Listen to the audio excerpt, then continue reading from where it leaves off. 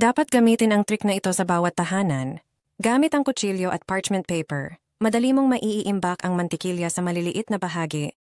Ang mga piraso ng parchment paper ay pumipigil sa mantikilya na magdikit-dikit, na nagpapadali sa pagyayelo at pagkatunaw nito, simple. Gupitin ang mga piraso ng parchment paper at ilagay ang mga ito sa kutsilyo. Habang nagugupit, pagkatapos, lutin ang mga piraso at ilagay ang mga ito sa isang plastic container. Ang mantikilyang ito ay maaaring itago sa refrigerator o freezer. Ang pinakamagandang trick sa ubas na nakita ko, ilatag ang kitchen towel sa mesa at ilagay ang baging ng ubas na may mga prutas dito. Pagkatapos, takpan ito ng isa pang kitchen towel. Simulan ng dahan-dahang pag-ikot ng mga ubas, gumagawa ng bilog na galaw gamit ang iyong mga kamay. Pagkaraan ng ilang sandali, alisin ang tuwalya. Lahat ng mga prutas ay mahuhulog mula sa baging ng mag-isa. Sa loob ng ilang segundo, maaani na sila at hindi mo na kailangang sayangin ang oras dito. Napakaganda, hindi ba? Huwag kailanman itapon ang mga ganitong mesh bag mula sa mga gulay at prutas. Sila ay napakahalaga at may napakagandang gamit sa bahay. Sa karamihan ng mga supermarket, makakabili tayo ng mga gulay na nakabalot sa mga plastic mesh bag. Ang material na gawa sa kanila ay may nakatagong layunin. Balatan ang mesh mula sa plastic label. Pagkatapos, putulin ang mga metal o plastic na pangsara. Kumuha ng moisturizing soap, yung ginagamit mo araw-araw. Ilagay ito sa mesh bag at itali ito sa dulo. Pagkatapos, gamitin ito sa shower. Lumabas na ang ibabaw ng mesh ay may mga exfoliating na katangian. Napakaganda nitong gamitin para sa masahe habang naliligo. Ang mesh ay nagpapabilis din sa pagbuo ng bula ng sabon at pinipigilan itong madulas mula sa iyong mga kamay. Hindi ito madulas sa lababo dahil dito. Gayunpaman, ito ay hindi lamang ang gamit para sa mga mesh bag ng gulay. Kung kolektahin mo sila, magagamit mo sila sa kusina. Pagulungin ng mahigpit ang ilang piraso. Iitali ang mga ito gamit ang mga tali para makagawa ng maliit na espongha. Ang magaspang na estruktura ay isang napakagandang pamalit sa metal na pang-scrub. Ito ay magiging perpekto para sa mga delikado o teflon na ibabaw.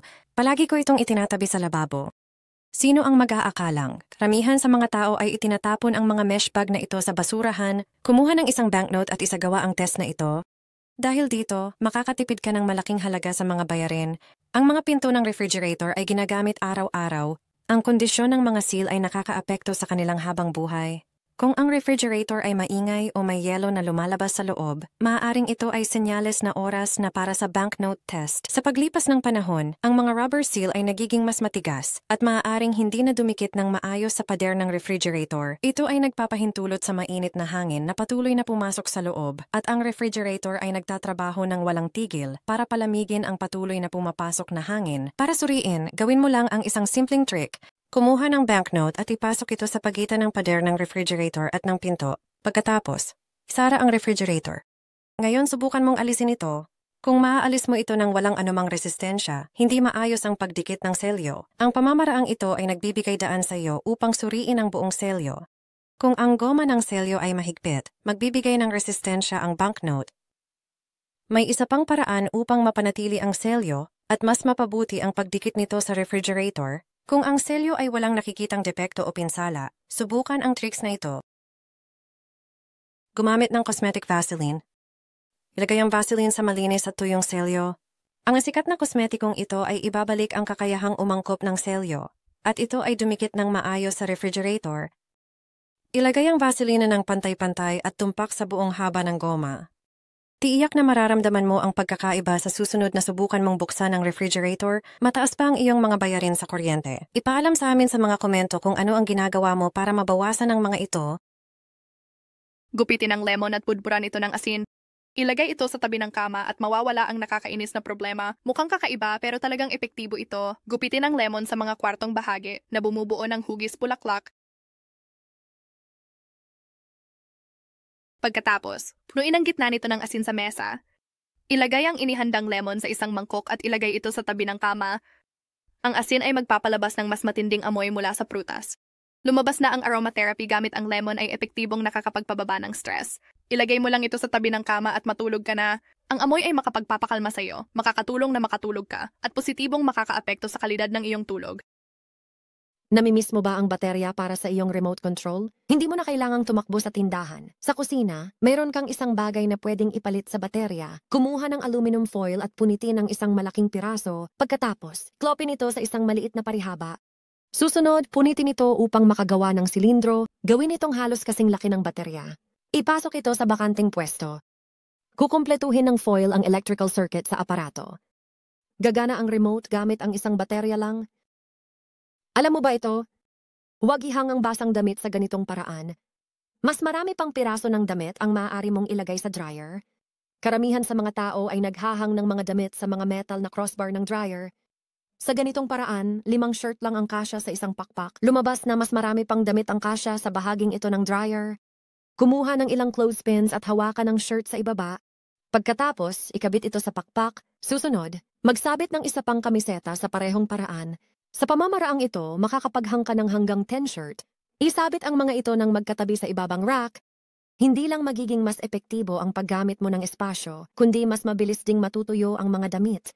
Ang mga tela na nakasabit ng ganito ay may mas magandang daloy ng hangin. Salamat sa pamamaraang ito ng pagpapatuyo, mas nagiging kasiyasya rin ang pamamalansya.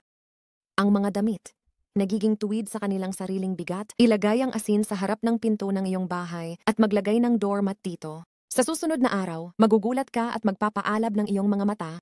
Lumabas na ang asin ay may maraming positibong gamit na maaari mong samantalahin sa bahay. Sa video na ito, ipapakita ko sa inyo ang mga pinaka-interesante. Ibuhos ang asin sa isang mangkok. Mayroon itong malakas na katangian sa paglilinis. Punuin ang mangkok ng kalahating asin. Pagkatapos, kumuha ng isang ulo ng bawang, putulin ang itaas nito. Ang matinding amoy nito ay may mga katangian na pangalis ng peste. Ilagay ito sa gitna ng mangkok. Kumuha ng mga tuyong dahon ng laurel. Ilagay ang mga ito ng pantay-pantay sa paligid ng bawang. Gawin ito ng maingat. Ipasok ang mga ito ng isang katlo mula sa ibaba. Ilagay ang inihandang mangkok sa tabi ng pinto ng pasukan. Lumabas na ito ay may malaking kapangyarihan. Ang praktikal na epekto nito ay nag-aalis ng mga peste, mga langgam. Iiwasan ng mga gagamba at ipis ang bahay na may malawak na distansya. Ang matinding amoy ng bawang at dahon ng laurel ay nagsisilbing pang-irita sa kanila. Siyempre, protektahan ang iyong bahay mula sa mga peste. Gayunpaman, lumalabas na ang ating mga lola ay naniniwala rin sa nakapagpa-purifying na kapangyarihan ng mga ganitong mangkok. Nagwisik sila ng asin sa harap ng mga pinto ng bahay upang protektahan ito mula sa masasamang puwersa at enerhiya. Sa susunod na araw, huhugasan nila ito at itatapon. Ang pangalawang trick gamit ang asin ay kawili-wili rin. Kumuha ng limon at putulin ito sa gitna.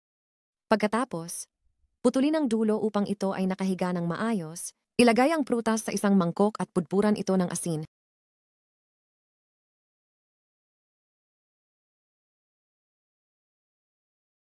Ilagay ito sa ilalim ng kama at iwanan ito magdamag.